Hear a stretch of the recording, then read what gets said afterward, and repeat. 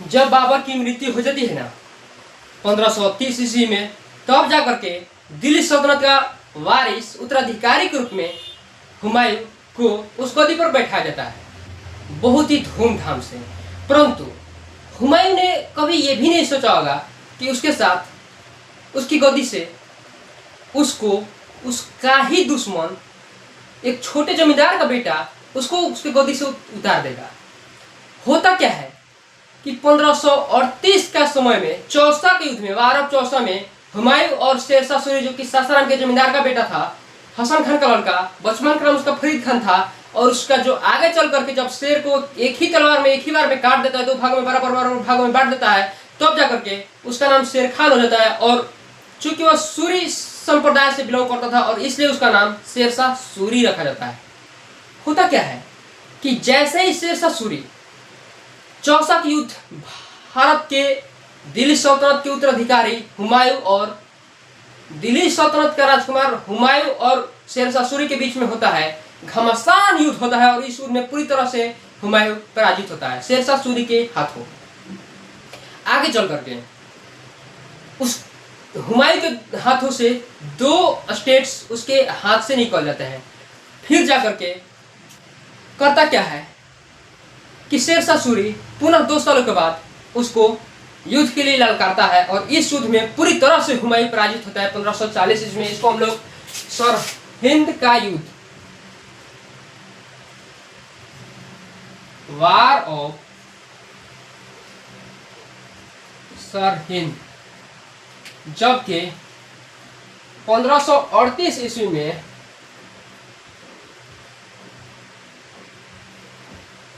War of Chausa, war of Chausa जो है 1538 ईस्वी में भारत के दिल्ली सल्तनत के राजकुमार हुमायूं और शेरशाह सूरी के बीच हुआ। और इस वार ऑफ चौसा और वार ऑफ सरहिंद के युद्ध में पूरी तरह से हुमायूं की सेना पराजित हुई शेरशाह सूरी के हाथों। शेरशाह सूरी एक नए शासक के रूप में उभरा, जो कि पहले कभी सासाराम के जमींदार मात्र एक छोटे से इलाके का राजकुमार हुआ करता था। पूरी दिल्ली सल्तनत जैसे उसके हाथ अंडर कंट्रोल में आया, पूरी भारत का नक्शा ही वो चेंज करने लगा। इसी की शासन काल में सबसे पहले याद रखिए कि 1542 ईस्वी में शेरशाह सूरी के शासन काल में ही डाक प्रथा का चलाया गया। डाक प्रथा, इतना ही नहीं, जीटी रोड का नाम तो आप जानते ही होंगे, जो कि आपका सासाराम से हो करके और पेशावर तक जाती है। जीटी रोड, जिसका पूरा नाम होता है आपका ग्रैंड ट्रंक रोड, ठीक है। तो जीटी रोड का निर्माण शेरशाह सूरी के शासनकाल में ही कराया गया है। जगह जगह रोड के किनारे सराय बनाए गए, नदी, तालाब, पोखरा, नहरों की खुदाई करवाया गया, जगह जगह कुएं बनाए गए, ताकि किसी भी पैसेंजर यात्री को अगर रास्ते में यात्रा करते समय प्यास लगे तो प्यास के कारण उसकी मौत न हो, प्यास से वो उसकी तबीयत खराब न हो। जगह जगह पेड़ लगाए गए, फल फूल की व्यवस्था कराए गए, अनेक गार्डन लगाए गए। भारत को प्राचीन काल से ही कृषि प्रधान देश कहा जाता था, और कहीं भारत की कृषि इन नदियों और वर्षा के जलों के कारण विडंबनापन करना हो जाए, और यह कारण है कि उन्होंने अनेक नदियों, झीलों, तालाबों, सराय का निर्माण करवाया। 1542 ईस्वी में इन्होंने डाक प्रथा का नियम को चलाया। 1542 भारत में पहली बार शेरशाह सूरी के शासनकाल में ही डाक प्रथा चलाया गया। बहुत बार आपके क्वेश्चन जो है एग्जाम में पूछता है कि डाक प्रथा सबसे पहले कब और किसके शासनकाल में चलाया गया, स्टार्ट किया गया, तो याद रखिए शेरशाह सूरी के शासनकाल में डाक प्रथा, इंडियन पोस्ट को स्टार्ट किया गया, ठीक है। जगह जगह सराय, बहुत सारे नील, नदी, झील, तालाब इत्यादि को बनाया गया। होता क्या है कि टाइम गुजरता जाता है, 1545 का टाइम आता है। 1545 ईस्वी में शेरशाह सूरी के 2 इंजीनियर थे, और उन्होंने एक नए किस्म का तोप बनाया। कालिंजर के किला में उस तोप का उद्घाटन करना था शेरशाह सूरी के ही हाथ में। परंतु जैसे ही शेरशाह सूरी अपने इंजीनियर और कुछ फौज को लेकर के कालिंजर के किले में प्रवेश करते हैं और जैसे ही उस तोप में गोला को डालते हैं कि गोला आगे न जा करके पीछे ही ब्लास्ट कर जाता है और शेरशाह सूरी सहित उनके इंजीनियर और बहुत सारे फौज मंत्री उस कालिंजर के किले में ही मर जाते हैं दब करके। तब जाकर के इनका इकलौता वारिस जिसका नाम था इस्लाम शाह सूरी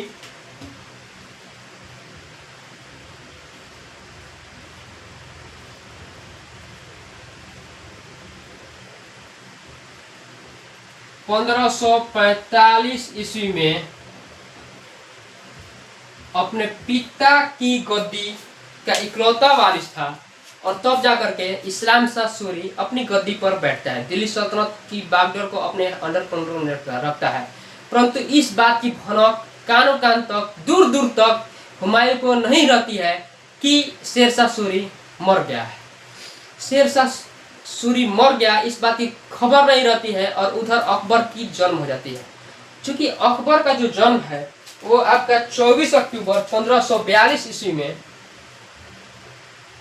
24 अक्टूबर 1542 ईस्वी में इसका अकबर का जन्म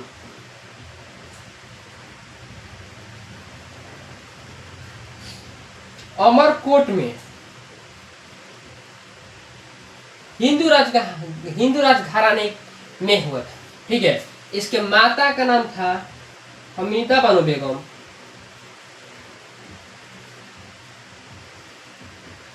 और पिता का नाम था हुमायूं। जब अकबर पैदा होता है 24 अक्टूबर 1542 ईस्वी को, तो अकबर का हाथ दिखाया जाता है पीर के हाथों कि क्या जिस प्रकार से हम हुमायूं दर दर भटक रहे हैं जंगलों में शेरशाह सूरी की खौफ से, क्या पुनः हम अपने गद्दी को प्राप्त कर सकते हैं? पुनः दिल्ली सल्तनत का ताज मेरे सर पर सज सकता है? या फिर क्या लाइफ में मेरा बेटा मेरे ही तरह इस तरह से दर दर करके भटकते रहेगा, जंगल मान पेड़ पौधे की दर दर कर ठोकरें खाएगा? तो जैसे ही पीर ने अकबर का हाथ देखा तो उसने बतलाया कि ये जो आपका लड़का है अकबर बहुत ही महान सम्राट बन करके उभरेगा। इतिहास की दौर में इसके जैसा पूरा इतिहास गवाह है कि अकबर के जैसा इससे पहले न तो कोई दूसरा महान सम्राट पैदा हुआ और न ही कभी कोई होगा, क्योंकि इतना महान था। जब 24 अक्टूबर 1542 को अकबर पैदा होता है तो उसके माता पिता इधर उधर शेरशाह सूरी की खौफ से जंगलों में दर दर की ठोकरें खाते रहते हैं, परंतु इस डर से कि कहीं शेरशाह सूरी के हाथों अकबर न लग जाए और उसको मार न दिया जाए, अकबर को अपने दाई के हाथों हुमायूं ने छोड़ करके और इधर उधर भागते रहा, जिस दाई का नाम था महामंगा।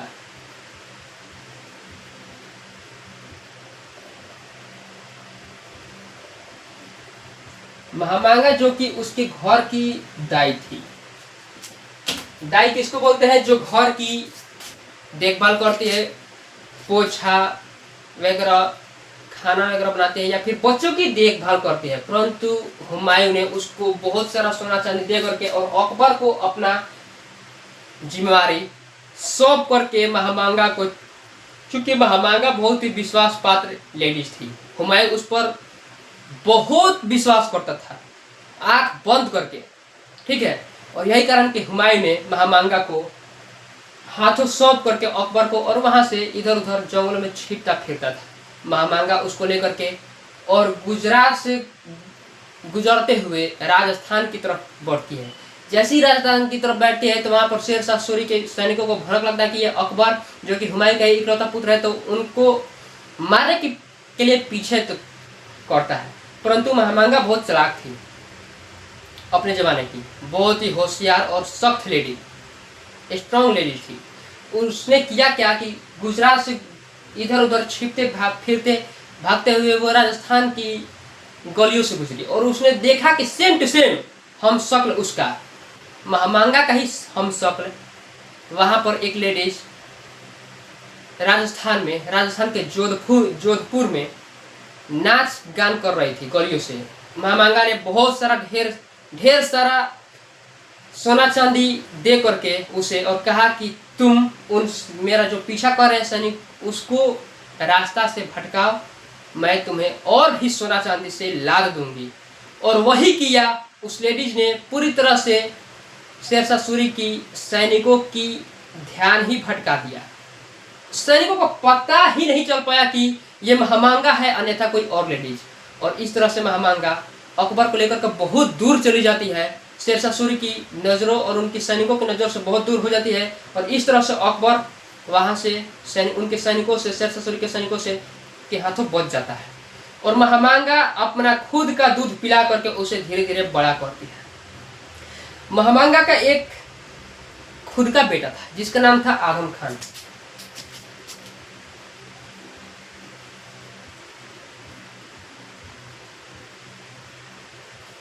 ये जो था आपका महामांगा का बेटा था, ठीक है। परंतु महामांगा ने अपने बेटे से भी बढ़ करके जलाल की देखभाल किया, उसको पाला पोसा, दिन रात लगा दिया जलाल को बड़ा करने में, एक योद्धा बनाने में। अगर महामांगा नहीं रहती तो जलाल का नामो निशान नहीं रहता। महामांगा का अपना खुद का बेटा था जिसका नाम था आदम खान। पहाड़ जैसा शरीर लेकर का पैदा हुआ था। आगे चल करके 8 या 10 फीट उसका हाइट हो जाता है। 10-10, 20-20 लोगों को इकलौता ऐसे बाजू में भर करके और मसौल देता था। इतना बलशाली और बलवान था। पहाड़ जैसा शरीर लेकर के पैदा हुआ था आदम खान। परंतु अपने बेटे के दूध का हिस्सा जो है महामांगा ने अकबर को पिलाती थी। और यही कारण है कि अकबर इसे बड़ी अम्मी जान या फिर दूध माँ का दर्जा देता, क्योंकि सबसे बढ़ करके दूध का रिश्ता होता है। वैसे कहा जाता है, एक बार कहा कि भगवान सब जगह होते हैं। किसी पुजारी से पूछा गया, एक श्रद्धालु ने पूछा कि भगवान सभी जगह रहते हैं फिर हमें दिखाई क्यों नहीं देते हैं। तब जा करके वो भगवान का सच्चा भक्त उसने कहा कि भगवान तो कौन कौन में निवास करते हैं, परंतु इस कलयुग में हर जगह हमेशा सबके साथ उनके कर्मों के अनुसार ही फल मिलता है, परंतु फिर भी हम सभी के साथ अवेलेबल रहते हैं माँ और बाप के रूप में, क्योंकि ये हमारे पहले जन्मदाता होते हैं और इनसे बढ़ करके कोई बड़ा देवी देवता नहीं रहता है। और यही कारण है कि अकबर ने महामांगा, जो कि उसकी घर की दाई थी, परंतु महामांगा ने उस जलाल को अपना दूध पिलाया था। और यही कारण है कि अकबर ने उसे बड़ी अम्मी जान, यूं कहे तो दूध माई, अपनी माँ से बढ़ करके नहीं मानता था महामांगा को। धीरे धीरे समय गुजरता जाता है। महामांगा अकबर को बचपन से युद्ध का शिक्षा देने लगती है, ठीक है। और समय गुजरता जाता है। अकबर जब 5 साल का होता है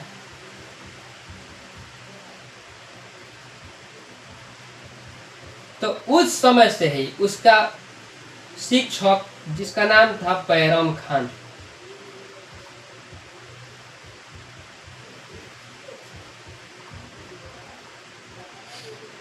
अकबर का शिक्षक था। कौन? बैरम खान। याद रखिए, महामांगा का लड़का का नाम था आदम खान, ठीक है। महामांगा और अकबर में what is relation between Maham Anga and Akbar? Blood, दूध का, ठीक है, दूध का रिलेशन है, मिल्क का, माँ बेटे का। देखिए, तो अकबर का शिक्षक बैरम खान, अकबर जब महज 5 वर्षों का था तब से ही अकबर का नियंत्रण, अंडर कंट्रोल, बैरम खान ने अपने नियंत्रण में ले लिया उसको। और महज 5 वर्षों से ही अकबर को पूरी तरह से युद्ध नीति को सिखाने में जुट गया। उसको तलवार चलाना, घुड़सवारी, चौसा खेलना, घोड़े पर बैठ करके और बॉल को किसी होल में डालना, या फिर तीर चलाना। अगर 100-200 सैनिकों से आप घिर गए बीच में या अकेले, तो उनसे बाहर कैसे निकलना है, पूरी युद्ध नीति को ही बैरम खान ने देखते ही देखते, जैसे अकबर 10 वर्ष का हुआ और 10 वर्षों का होते होते अकबर को पूरी तरह से बैरम खान ने ट्रेन कर दिया, पर अकबर अंगूठा छाप ही रह गया। वैसे कहा जाता है, हमारे भोजपुरी में कहावत है कि भले अंगूठा छाप होई लेकिन सबका बाप होई। ठीक है, भले अंगूठा छाप था अकबर लेकिन सबका बाप बन करके उभरा। इसका जो शिक्षक था बैरम खान, इस बैरम खान ने अकबर को इतना ट्रेंड किया। 1550 का समय होगा कि तब तक हुमायूं को खबर लग गई। वैसे तो उधर अकबर पूरी तरह से ट्रेंड हो ही चुका था। युद्ध नीति, तलवार, गोला चलाना, भाला, तीर धनुष, घुड़सवार, चौसा खेलना इत्यादि सारी शिक्षा बैरम खान के द्वारा जो भी दिया जा रहा था, अकबर ने पूरी तरह से अपने अंडर कंट्रोल में ले लिया और धीरे धीरे एक विशाल योद्धा की तरफ बढ़ रहा था आगे। तब तक उधर हुमायूं को पता चल गया कि शेरशाह सूरी 1545 में ही मर गया है और उसका लड़का इस्लाम शाह सूरी दिल्ली सल्तनत पर की गद्दी पर राज कर रहा है। तब जाकर के हुमायूं ने 1550 ईस्वी में पुनः किया कि इस्लाम शाह सूरी को आकर के इसके गद्दी से इसे हटाया। दैट्स मीन्स युद्ध किया और इसको युद्ध में पराजित करके इसका कत्ल कर दिया। ठीक है, इस्लाम शाह सूरी को, और पुनः अपनी गद्दी पर हुमायूं पुनः बैठ गया, विराजमान हुआ। और तब जाकर के 1550 इसमें जब हुमायूं पुनः उसको अपनी गद्दी मिली, तो धीरे धीरे अकबर का नियंत्रण अपने अंडर कंट्रोल में लिया, सबको अपने अंडर कंट्रोल में ला करके, और पुनः अकबर को और ट्रेंड करने के लिए बैरम खान से कहा, दिन रात लगा दिया इसको एक महान योद्धा बनाने में। ठीक है, समय गुजरता जाता है। 1555 का समय आ जाता है। 1555 और अकबर उस समय 13 वर्ष का हो जाता है। ठीक है, 13 वर्ष का जब अकबर हो जाता है तो 1555 ईस्वी में अकबर को होता क्या है कि बहुत ही शारीरिक रूप से बहुत उसका तबीयत खराब हो जाता है। सर्दी, जुकाम, बुखार, टाइफाइड, हैजा, पीलिया, जो भी रोग कहे, ऐसा कंडीशन हो गया था कि अकबर बचने ही वाला नहीं था। ऐसा लगता था कि वो मर ही जाएगा। बहुत उसका चिकित्सा कराया गया, अस्पताल, ऐसा कोई मस्जिद नहीं जहां पर हुमायूं ने अकबर को लेकर के गया न हो और खुदा से उसके लिए जीवन की प्रार्थना न किया हो। परंतु खुदा तो खुदा होता है, ऐसे थोड़े मानता है। बाप तो बाप होता है। ठीक है, बहुत अपील किया, प्रार्थना किया, प्रेयर किया, अकबर ठीक ही नहीं हो रहा था। लास्ट में अंततः हुमायूं थक करके अपने खुदा से कहता है कि हे खुदा, मेरी जितनी भी सुख है मेरे बेटों को दे दो, और मेरे बेटे का जो भी कष्ट है, दुख, दर्द है, क्लेश है, वो सारे मुझे दे दो।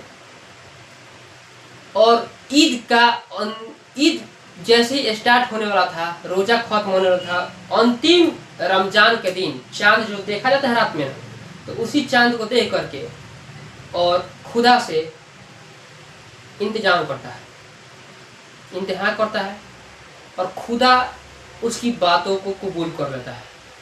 और तब तक होता क्या है कि उसकी बातों को कबूल करने के साथ साथ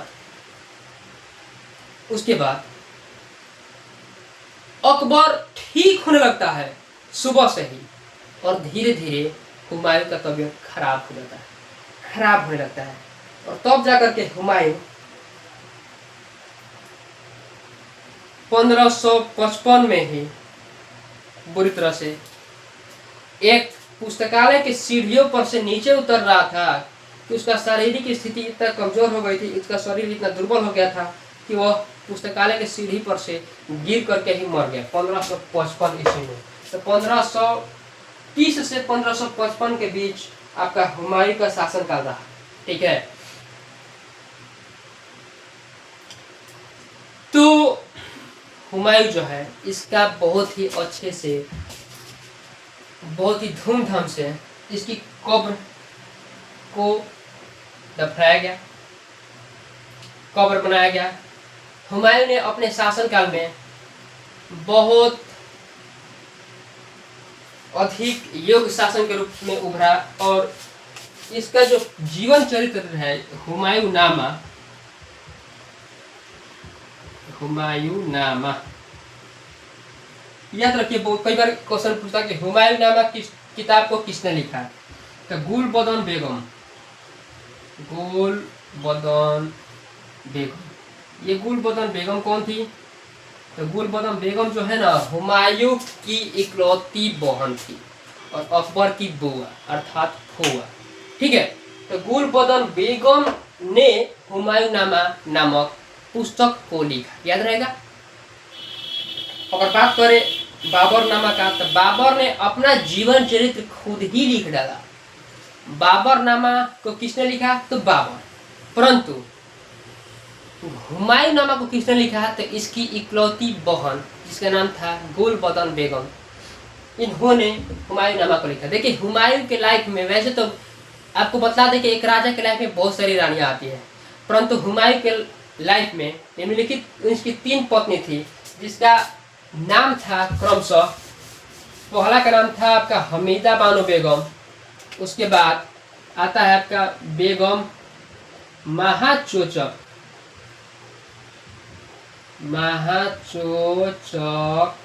ठीक है। उसके बाद इसकी तीसरी जो होती है चांद बेगम,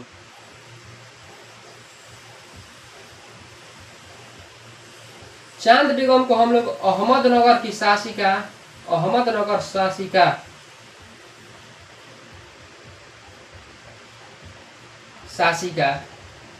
भी कहते हैं, या फिर कहीं कहीं इसको बीजापुर की शासिका के नाम से भी जाना जाता है, बीजापुर। ठीक है, अहमदनगर की शासिका या फिर बीजापुर, कौन? चांद बेगम। और बेगम महाचूचक जो है इसको अफगानिस्तान की राजपाट इसके हाथों सौंप दिया जाता है, बेगम महाचूचक को। हुमायूं सबसे, वैसे तो इसकी तीनों रानियां जो है प्रमुख इसके लिए थी, खास थी, परंतु चूंकि इन तीनों में से सबसे बड़ा लड़का जो है हमीदा बानो बेगम की गर्भ से पैदा होता है। वैसे तो सबसे बड़ी बेटी जो है आपकी चांद बेगम की गर्भ से होती है, परंतु वो लड़की थी, डॉटर थी, और यही कारण कि लड़की को पहले दिल्ली सल्तनत शासन की बागडोर तो नहीं संभालने के लिए दिया जाता था, और यही कारण है कि इसको उतना अहमियत न देकर के हमीदा बेगम को हुमायूं बहुत अधिक अहमियत देता था। होता क्या है कि धीरे धीरे समय गुजरते जाता है और फिर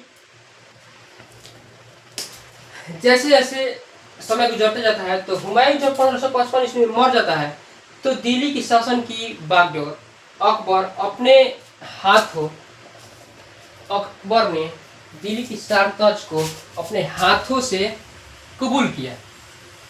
उसका नाम रखा गया जलालुद्दीन मोहम्मद अकबर। 1555 ईस्वी में जलालुद्दीन मोहम्मद अकबर 1555। देखिए इसका शासनकाल बहुत ही लंबा है, लॉन्ग पीरियड है। 1555 से 1605 ईस्वी तक ये शासन करेगा और इसके बीच में बहुत सारा बदलाव करेगा।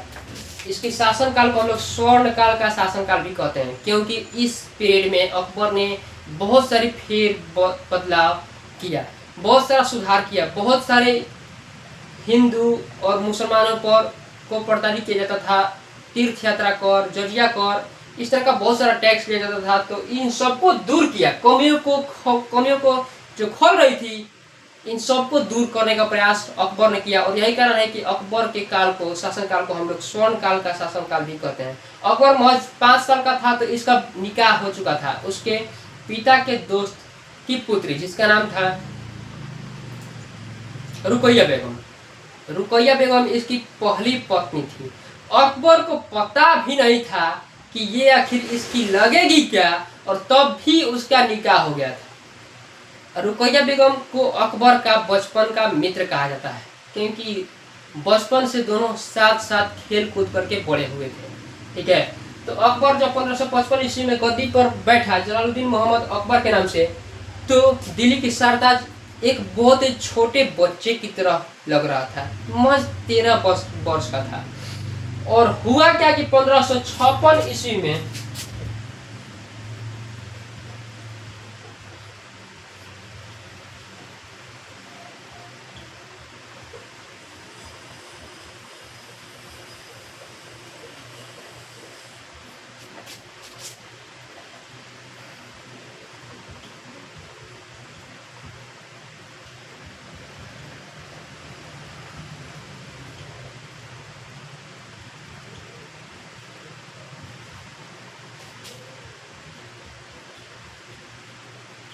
देखिए, अकबर और हेमू जो कि उसका विरोधी था, अकबर और हेमू के बीच 1556 ईस्वी में बहुत ही विशाल घमासान युद्ध हुआ।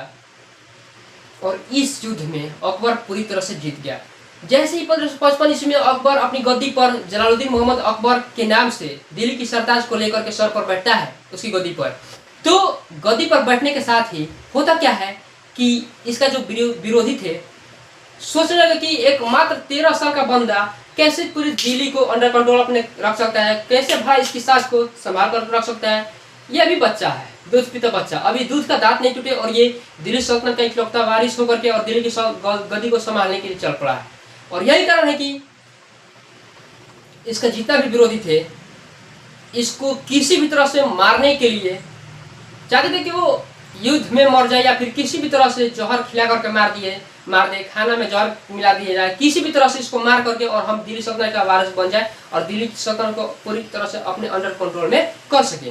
परंतु होता क्या है कि बच्चा नहीं समझना, क्योंकि बच्चा में ही बच्चा हो जाता है। ठीक है, बच्चा कब बाप बन जाता है पता ही नहीं चल पाता है। अकबर, आपको हम बता दिए कि मात्र 10 वर्ष का था और तभी युद्ध की पूरी युद्ध नीति के बारे में सीख लिया था। ठीक है, तो हेमू यही गलती कर देता है। हेमू जो है उसका विरोधी, वो सोचता है कि ये तो अभी बच्चा है, 13 साल 14 साल का बच्चा है, ये भला इतना कम उम्र में ही दिल्ली की सल्तनत की इकलौता वारिस हो करके गद्दी पर तो बैठ गया, तो भला इससे क्या युद्ध होगा, और ये मेरे सामने युद्ध में शामिल भी हो जाए तो कितना देर ठहर पाएगा, पहली बार में ही इसको हम मार करके खत्म कर देंगे। बच्चा समझने की भूल कर दिया हेमू ने अकबर को, और यहीं पर उसकी सबसे बड़ी गलती थी।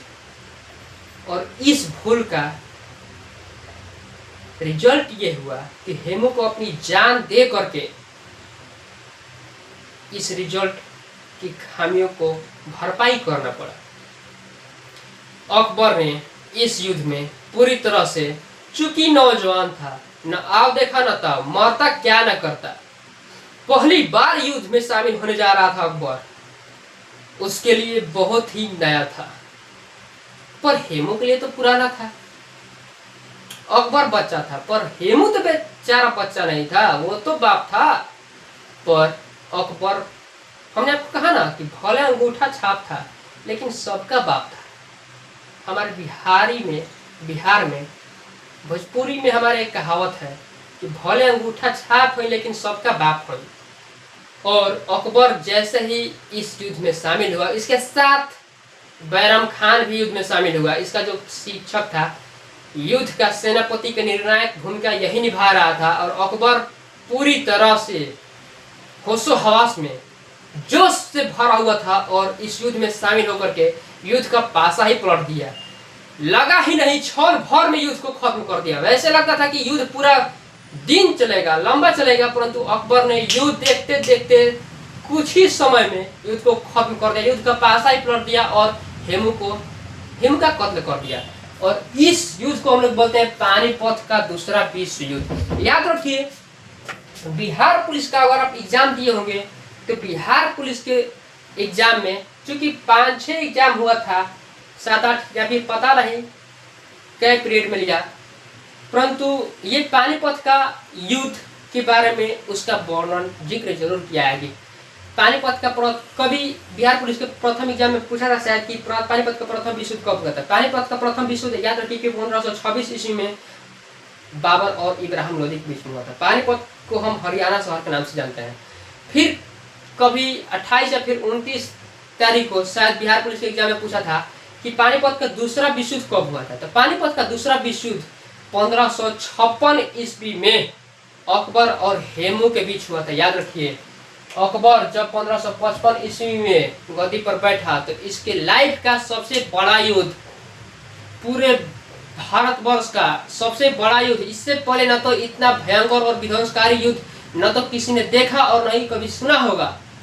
इतना महान और विध्वंसकारी युद्ध अकबर और हेमू के बीच हुआ था। और इस युद्ध का भरपाई हेमू को अपनी जान दे करके करना पड़ता है। जो बच्चा समझ रहा था, बच्चा नहीं बचा कर दिया। पता ही नहीं चल पाया कि हेमू का आखिर हुआ क्या। ठीक है, तो यहाँ से पानीपत का दूसरा विश्व खत्म होता है। इसके बाद अकबर को लभेरिया होगा। अकबर जो है इसके लाइफ स्टाइल में एक नई गर्ल एंट्री करेगी जो कि इस अकबर की पूरी लाइफ को ही चेंज करके रख देगी। पूरी अकबर कहा करता था आज 1556 तक कि मेरे लाइफ में गर्ल का कोई वैल्यू नहीं है। गर्ल क्या होती है? एक खिलौना। जी भर को उसके साथ खेल लिया, हवस का शिकार बना लिया, मेरा हार्मोन अंडर कंट्रोल हो गया, फिर क्या? क्योंकि वो एक राजा था, इससे पहले उसको कभी लव हुआ ही नहीं था। लव क्या होता है पता ही नहीं था, क्योंकि वो कहा करता था कि मेरे सीने में हार्ट ही नहीं है, दिल ही नहीं, और किसी के पास दिल ही नहीं तो भला वो किसी से लव क्या करेगा। ठीक है, क्योंकि दिल की बात दिल ही जानती है। और इसके बाद ही अकबर के लाइफ में एक नई गर्ल जिसका नाम जोधा, चूंकि इतिहास में उसका नाम हरका बाई है परंतु उसको लोग जोधा के नाम से जानते हैं, तो जोधा की एंट्री होगा जो कि एक हिंदू महिला थी। ठीक है, होता क्या है आपको सब बताएंगे। और थैंक्स फॉर वॉचिंग।